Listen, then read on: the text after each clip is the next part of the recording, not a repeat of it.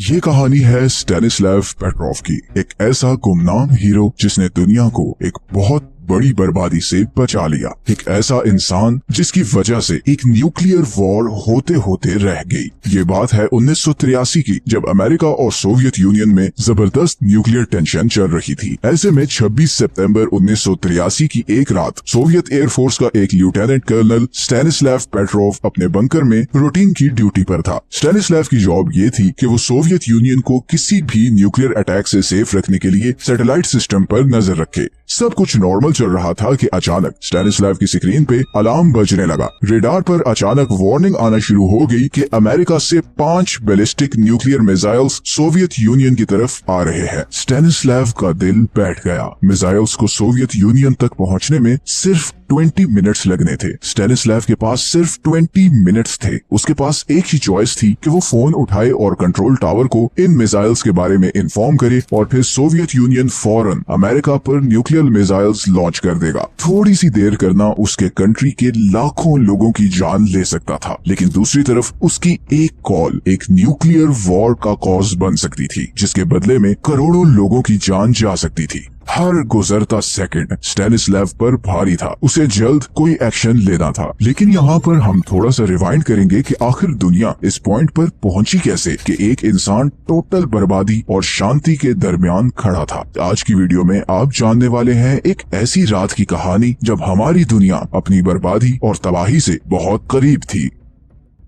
World war 2 खत्म होने के बाद दुनिया 2 हिस्सों में बट चुकी थी। एक तरफ ईस्टर्न ब्लॉक था जिसे सोवियत यूनियन लीड कर रहा था और दूसरी तरफ था वेस्टर्न ब्लॉक जिसे अमेरिका लीड कर रहा था। वर्ल्ड वॉर 2 के बाद एक ऐसा पीरियड शुरू हुआ जिसे कोल्ड वॉर कहते हैं। ये करीबन 45 साल का अरसा था जिसमें इन दोनों कंट्रीज की कोई डायरेक्ट वॉर तो नहीं हुई, मगर ये दोनों कंट्रीज वर्ल्ड सुपर पावर बनने के लिए डिफरेंट प्रॉक्सी वॉर्स का हिस्सा रहे, जैसे वियतनाम वॉर, कोरियन वॉर या फिर अफगान वॉर। इसी तरह वर्ल्ड वॉर 2 के बाद इन दोनों कंट्रीज के दरमियान लेटेस्ट और खतरनाक हथियार हासिल करने के लिए एक रेस शुरू हो गई। सोवियत यूनियन ने देखा कि कैसे अमेरिका के न्यूक्लियर बॉम्ब ने जापानीज शहरों को उड़ा कर रख दिया है। अमेरिका को टक्कर देने का एक ही तरीका था कि सोवियत यूनियन अब अमेरिका के न्यूक्लियर बॉम्ब से कहीं ज्यादा पावरफुल बॉम्ब बनाए। अब यहाँ पर ये सवाल उठता है कि न्यूक्लियर बॉम्ब आखिर कितना खतरनाक होता है और अभी तक का सबसे पावरफुल न्यूक्लियर बॉम्ब किसके पास है। अगर हम सबसे पहले न्यूक्लियर बॉम्ब की बात करें जो हिरोशिमा पर गिराया गया था, तो उसकी पावर थी 15 किलो टन। सिर्फ 10 सेकंड्स में बॉम्ब की रेडिएशन पूरे शहर में फैल गई और जमीन का टेम्परेचर 4000 डिग्री तक पहुंच गया। 80,000 लोग मारे गए। बच जाने वाले लाखों लोग अगले 5 सालों में रेडिएशन की वजह से कैंसर और दूसरी भयानक बीमारियों से मर गए। आज इस न्यूक्लियर बॉम्ब को लो यील्ड कहा जाता है क्योंकि अब इससे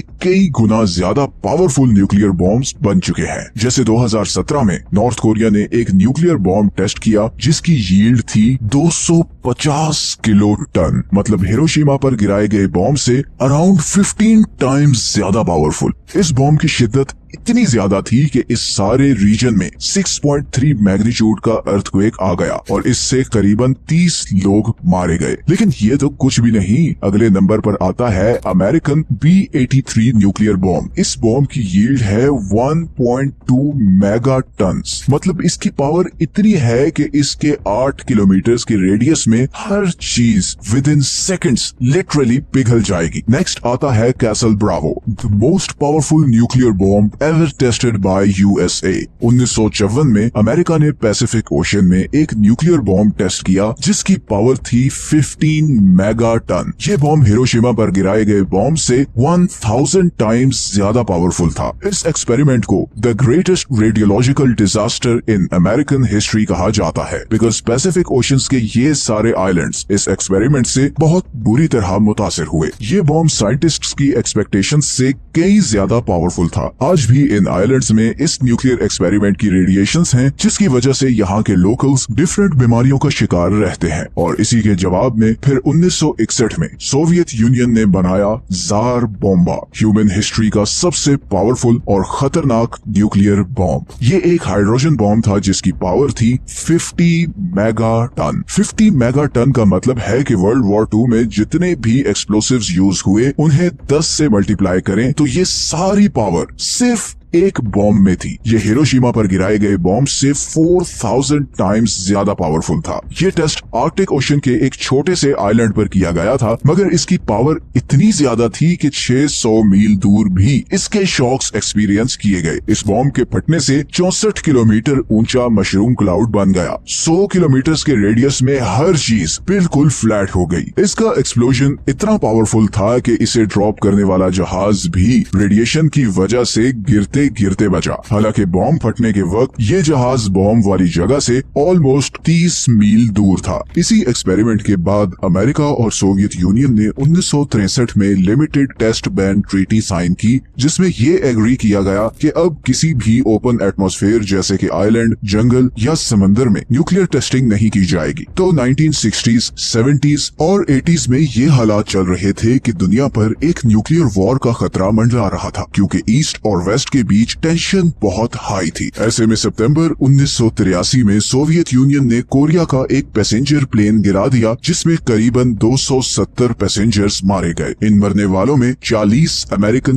भी थे। सोवियत यूनियन ने इसे एक एक्सीडेंट डिक्लेयर किया, बिकॉज ये जहाज सोवियत यूनियन के सबसे सेंसिटिव एरिया के ऊपर से गुजर रहा था, जहां पर सोवियत की न्यूक्लियर सबमरीन बेस थी, और इसीलिए उनके मिसाइल सिस्टम ने जहाज पर मिसाइल दाग दिया। अमेरिका इस इंसिडेंट पर शदीद गुस्से में था, और इस वाक़े के करीबन एक हफ्ते बाद मॉस्को में कर्नल स्टैनिस्लाव अपने रेडार की स्क्रीन पर यह देख रहा था कि अमेरिका से 5 बैलिस्टिक मिसाइल्स सोवियत यूनियन की तरफ आ रहे हैं। पिछले चंद दिनों में जो कुछ हुआ था उसको देखते हुए तो ये अंदाजा लगाना कुछ मुश्किल नहीं था कि अमेरिका वाकई ऐसे मिसाइल्स लॉन्च कर सकता है। स्टैनिस्लाव के पास 2 ही चॉइसेस थी, या तो वो फोन करके सीनियर्स को इन्फॉर्म करे और वो अमेरिका पे न्यूक्लियर स्ट्राइक ऑर्डर कर दे, या फिर वो कुछ न करे और ये डिसीजन ले ले कि ये एक फॉल्स अलार्म है। लेकिन इसकी प्रोबेबिलिटी भी बहुत कम थी, क्योंकि स्क्रीन पर एक नहीं बल्कि 5 डॉट्स आ रहे थे। ऐसी मुश्किल सिचुएशन शायद ही तारीख में किसी इंसान पर आई हो। आप खुद सोचें कि अगर आप इस सिचुएशन में हो तो आप क्या करेंगे। एक तरफ रेडार ये बता रहा है कि आपके दुश्मन कंट्री ने आप पर न्यूक्लियर मिसाइल्स दाग दिए हैं, चंद मिनटों में आपके कंट्री के लाखों लोग मौत के मुंह में जाने वाले हैं, और दूसरी तरफ आपकी एक फोन कॉल से एक न्यूक्लियर वॉर शुरू हो जाएगी, जिससे न सिर्फ करोड़ों लोग मर सकते हैं बल्कि शायद ये दुनिया ही खत्म हो सकती है।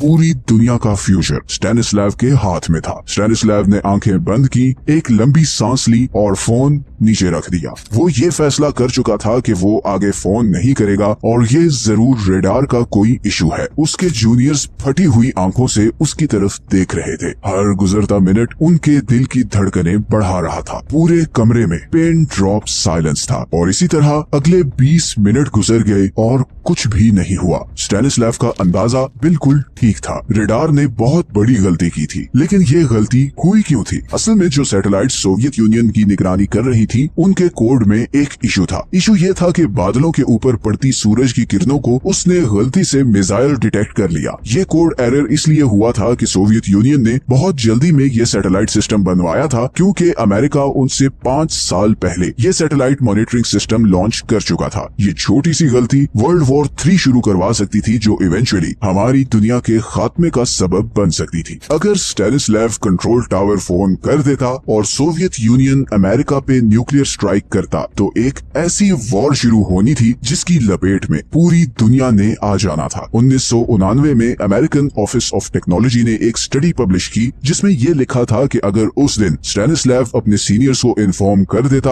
और सोवियत यूनियन अमेरिका पे न्यूक्लियर स्ट्राइक करता, तो अमेरिका की 35 to 77% पॉपुलेशन खत्म हो सकती थी, और अमेरिका के जवाबी अटैक में रशिया की 40% पॉपुलेशन खत्म हो सकती थी, और फिर इन दोनों कंट्रीज के दोस्त भी इस वॉर में कूद पड़ते, और फिर एक न्यूक्लियर वॉर शुरू हो जाती, जिसमें पूरी दुनिया की 70% पॉपुलेशन खत्म हो सकती थी। सोवियत मिलिट्री ने स्टैनिस्लाव को इस बहादुरी और कामनेस के साथ सिचुएशन हैंडल करने पर शाबाशी तो दी, मगर ये सारा मामला उसी रात दब गया, और बाहर किसी को पता भी नहीं चला कि उस रात क्या हुआ था। फिर 1998 में एक रिटायर्ड सोवियत कमांडर ने अपनी बायोग्राफी में इस स्टोरी का जिक्र किया, और दुनिया में सबको इस गुमनाम हीरो के बारे में पता चल गया। 2006 में स्टैनिस्लाव को वर्ल्ड सिटीजन्स एसोसिएशन की तरफ से अवार्ड दिया गया, और फिर 2013 में अमेरिका ने उन्हें यूएस पीस प्राइज दिया। फिर 2017 में 77 साल की उम्र में वो मॉस्को के पास अपने छोटे से फार्म हाउस में थोड़ी सी पेंशन पर एक बहुत ही हम्बल सी जिंदगी गुजारते हुए इस दुनिया से चले गए। स्टैनिस्लैव से एक इंटरव्यू में पूछा गया कि वो क्या चीज थी जिसने उन्हें फोन ना करने पर मजबूर किया, जिस पर स्टैनिस्लैव ने कहा कि मेरी गट फीलिंग थी कि ये अलार्म गलत है और मेरा हमेशा से मानना था कि टेक्नोलॉजी गलत हो सकती है मगर इंसान जिसने टेक्नोलॉजी को बनाया है उसकी सिक्स्थ सेंस गलत नहीं हो सकती। स्टैनिस्लैव ने बेशक बहुत बहादुरी का काम किया था, मेरे नजदीक उनका ये इंट्यूशन खुदा की तरफ से था।